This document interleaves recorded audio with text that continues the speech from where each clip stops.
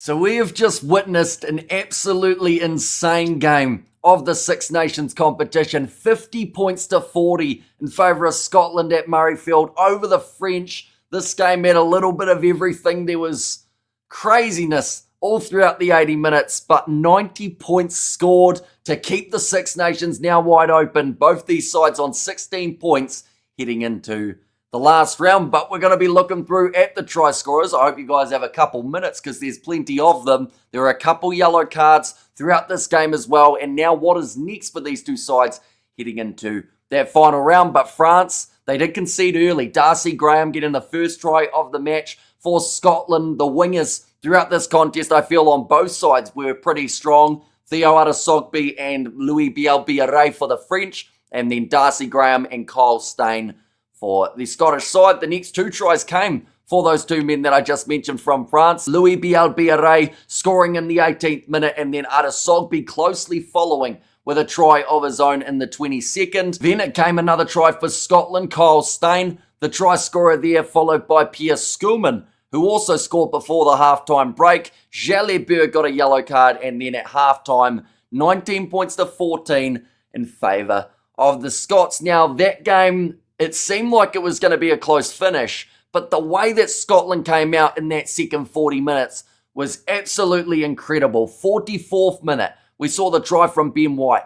51st, another try for Kyle Steyn. Darcy Graham scoring his double in the 59th. The Scottish were running rampant at Murrayfield, but there was always that slight threat of a French comeback, which it did happen in the end, just not quite as much as France needed, although they did book themselves the bonus point with those couple late tries from Dupont, Ramos, and then also Barassi, also able to get himself a try. There was a second yellow card in the second half for Nucci, and then Tom Jordan, the other try scorer throughout this game, close out what was an absolutely hectic 80 minutes of Six Nations rugby. But Scotland now sit on 16 points. After getting themselves the victory here, they did get the full 5 available. France managed to pull back a bonus point for 4 or more tries, which now means both of these sides sit on 16. The differential in terms of points is massive in favour of the French, but it now becomes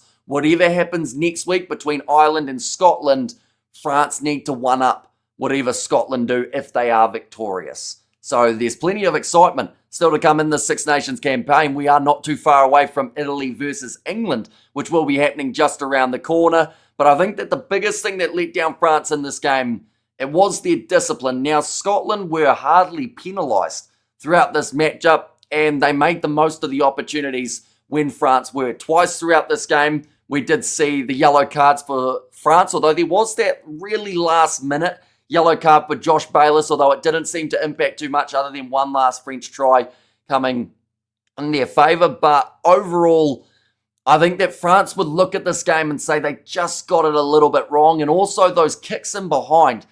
Jalibert normally gets a bounce of the ball going his way, but this game, anytime he chipped it and chased, the ball would just bounce up awkwardly. It would go behind him. It would bounce over his head.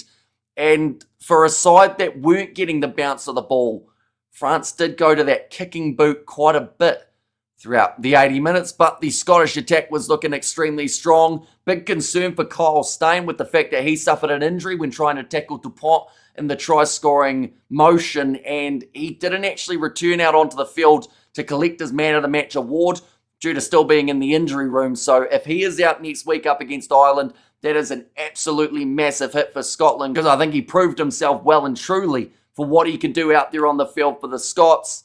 And it seems like Duan van der Merwe for that 11 jersey is kind of a thing of the past now. This combination out on the wings, they did exactly what they needed to up against this French team. And I think that Scotland as a whole went above and beyond.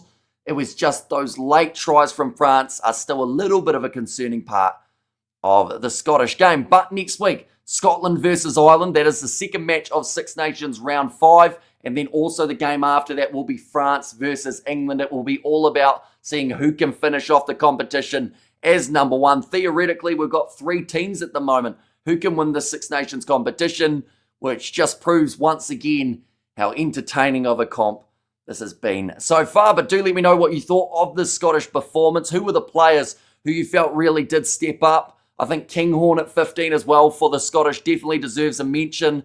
Hugh Jones with an injury as well.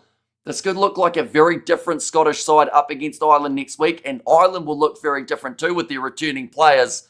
Could be an absolutely incredible game. But thank you all very much for tuning in. If you did enjoy, be sure to leave a like and subscribe. Be sure to tune in for that next live stream between England and Italy, and I'll see you all for the next one.